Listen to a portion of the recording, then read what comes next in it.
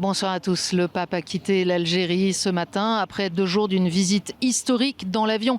Il est revenu sur ce moment béni, remerciant chaleureusement les autorités algériennes pour leur accueil et rappelant que la figure de Saint Augustin, s'il fut évêque d'Hippone il y a 1600 ans, a aussi quelque chose à nous dire aujourd'hui.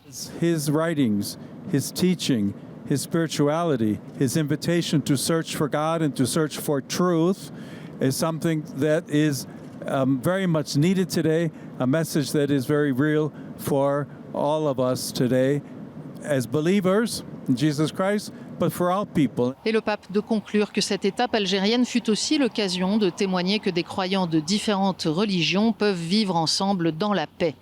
La paix, il en sera question ces 3 prochains jours au Cameroun qui traverse des tensions multiples. Le pape Léon XIV est arrivé à Yaoundé en milieu d'après-midi et le pays lui a réservé un accueil joyeux et chaleureux, pas seulement par la température, avec des foules nombreuses massées au bord de la route. Après son entretien officiel au palais avec le président Paul Biya au pouvoir depuis 1982, Léon XIV a donné son premier discours devant les autorités.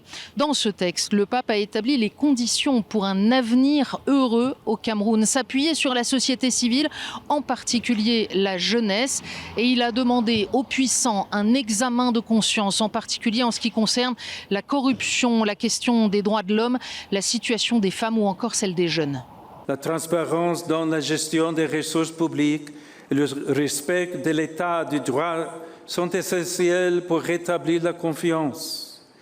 Il est temps d'oser faire un examen de conscience et un essai qualitatif courageux.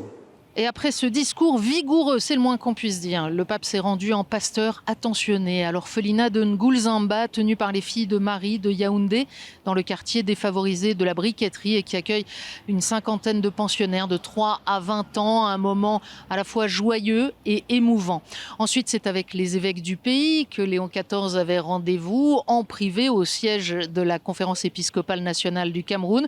Ce soir, il dort à la Nonciature et demain, il décolle à nouveau en direction de Bamenda dans le nord-ouest, la région marquée par les tensions séparatistes. Plusieurs rendez-vous à suivre tout au long de la journée sur KTO.